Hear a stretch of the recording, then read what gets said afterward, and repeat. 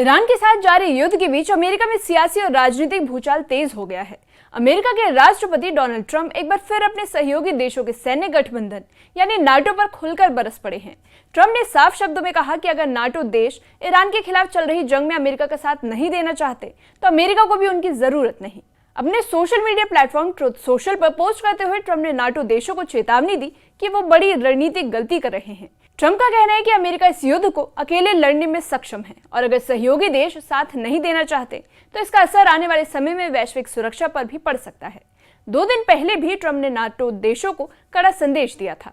उन्होंने कहा था कि अगर महत्वपूर्ण समुद्री मार्ग यानी स्ट्रेट ऑफ हॉर्मुज को सुरक्षित और खुला रखने में नाटो देश मदद नहीं करते तो इसका खतरा पूरी दुनिया को भुगतना पड़ सकता है।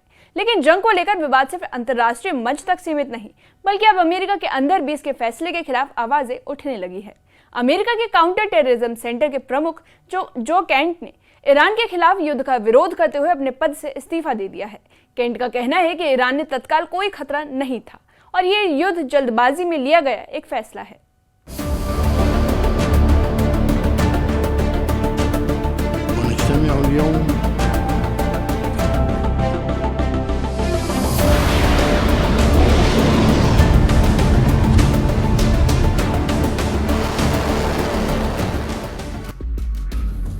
ईरान के साथ बढ़ते तनाव के बीच अमेरिकी राष्ट्रपति डोनाल्ड ट्रंप का गुस्सा अब अपने ही सहयोगी देशों पर फूट पड़ा है।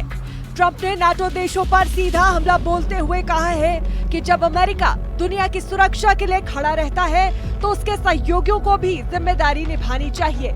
लेकिन ट्रंप का आरोप है कि ईरान के खिलाफ जारी संघर्ष में नाटो देश अमेरिका के साथ देने से पीछे हट रहे हैं। ट्रंप ने कहा कि अगर नाटो सदस्य देश इस जंग में अमेरिका के साथ नहीं देना चाहते तो अमेरिका भी अब उन पर निर्भर रहने वाला नहीं है। ट्रंप का कहना है कि अमेरिका इतना ताकतवर है कि वो अपने दम पर किसी भी चुनौती का सामना कर सकता है। यानी साफ है, ट्रंप अब इस युद्ध को लेकर अकेले चलने की नीति अपनाने के संकेत दे रहा है।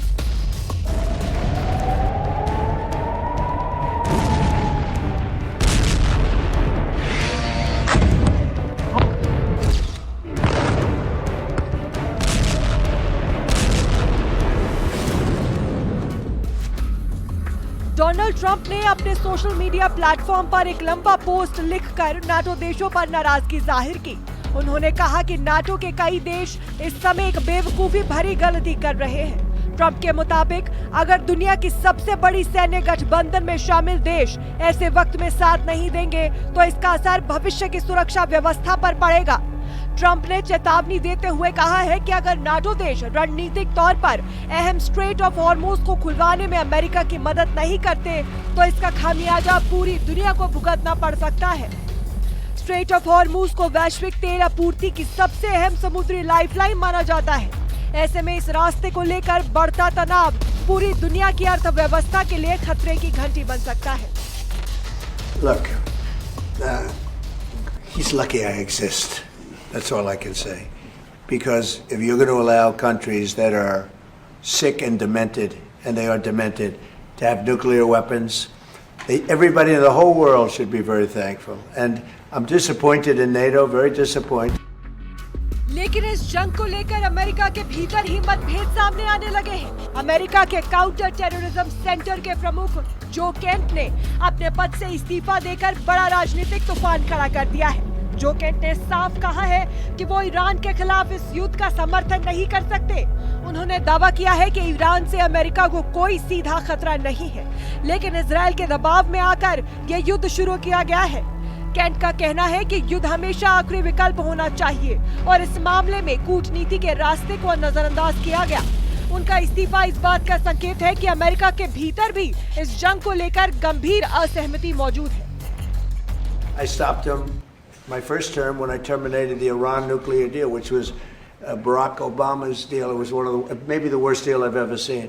It gave everything to Iran, including billions of dollars in green cash. I don't mean cash, I mean green cash flown over by airplanes. I can't to this day believe that was allowed to happen. हालांकि Trump ने इस इस्तीफे को लेकर बेहद सख्त प्रतिक्रिया दी है। ट्रंप ने कहा है कि अगर कोई अधिकारी ये मानता है कि ईरान से अमेरिका को कोई खतरा नहीं है तो ऐसे लोगों के साथ काम करना मुश्किल है। ट्रंप ने कहा है कि ऐसे लोग या तो हालात को समझने में सक्षम नहीं होते या फिर उनके पास अनुभव की कमी होती है। I'm disappointed in a couple of other countries too, but they should be very thankful that this group of people feels the way we do, because if a country like Iran was allowed to have the power of a nuclear weapon, if we didn't stop them, I stopped them twice. अब देखना होगा कि क्या America इस लड़ाई को सचमुच अकेले लड़ने का फैसला लेता है या फिर नाटो के साथ रिश्तों में नई रणनीति बनती है, क्योंकि इस संघर्ष का असर सिर्फ अमेरिका और ईरान तक सीमित नहीं रहेगा, बल्कि पूरी दुनिया की राजनीति और अर्थव्यवस्था पर पड़ सकता है। Bureau report, news 18 JKLH।